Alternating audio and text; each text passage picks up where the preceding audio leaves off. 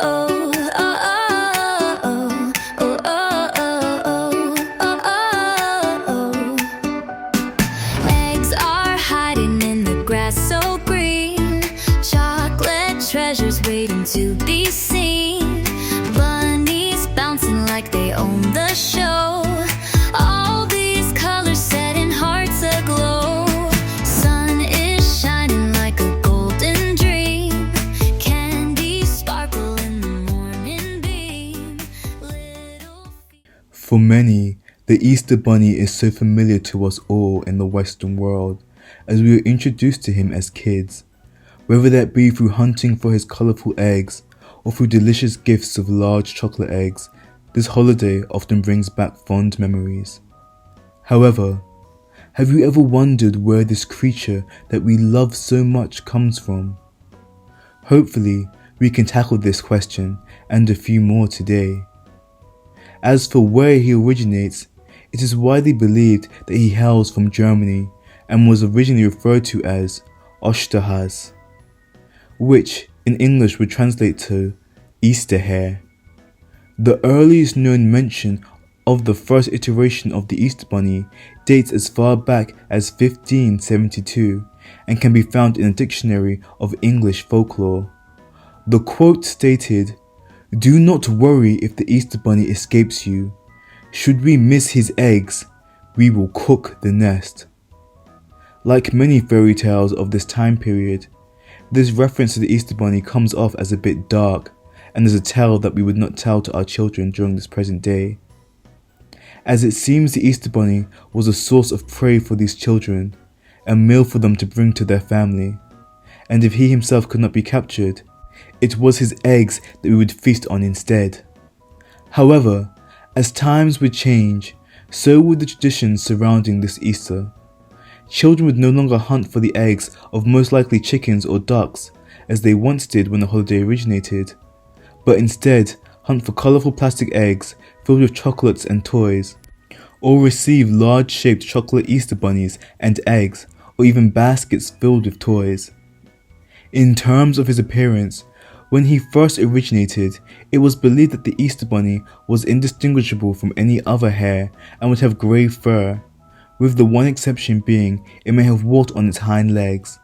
However, in the present day, there are some distinguishable factors that we have come to think of when we imagine the Easter Bunny. The first that will come to mind for many will be its pure white fur, which is believed to have come about due to whiteness representing purity, and as a creature so heavily tied to children and now Christianity, from a marketing perspective, it is important for the Easter Bunny to be thought of as a symbol of purity. Many of the features now associated with the Easter Bunny can be hypothesized to have come about due to the Easter Bunny's association with children, Christianity, and purity. Some of these other features are his long floppy ears, at times pastel attires, and his basket filled with pastel coloured eggs, which often will contain chocolates inside. In terms of why the symbol of Easter has become that of the Easter Bunny, this far predates any present Christian traditions that most of us would imagine, but instead stems from its pagan roots. Within Germany, where Easter originates, the pagan Germanic goddess of spring and fertility was known as Eostre, and one of Eostre's symbols is that of the hare. Many scholars hypothesize that the hare is one of the Eostre's most prevalent symbols due to the prolific nature of hares and rabbits. After all, what better animal to choose to represent fertility and the beginning of a new season than one that can birth 3 or 4 litters in a year? Now that we know why the Easter Bunny is a bunny, some of you may be wondering why he brings forth eggs.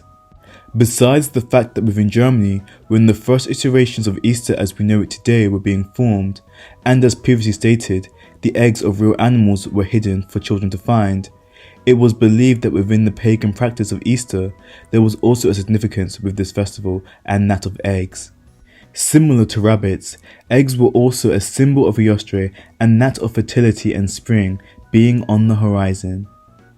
Later on within the 17th century, in the first story of Osterhase, parents would tell their children of how the Easter hare would lay colourful eggs in nests and baskets for well-behaved children to find.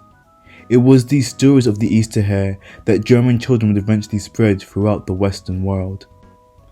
While he may have originated as an anthropomorphic bunny with the magical ability to lay colourful eggs, the abilities of the Easter Bunny have only seemed to grow more fantastical throughout the years. A good example of these changes are the movies such as 2011's Hop and 2012's Rise of the Guardians. One of the most prevalent abilities that differ from his first iteration and has seen throughout most present iterations of the Easter Bunny is his advanced intellect, which is often seen as being on par with that of man. This perhaps is due to a large extent of the anthropomorphism of the Easter Bunny to relate to young children and to market him to a wider audience, also explaining why he so often is depicted in pastel clothes. But besides his increased intellect, he has also been portrayed as having advanced attributes that one would generally presume a rabbit would have, such as increased speed and far jumping ability.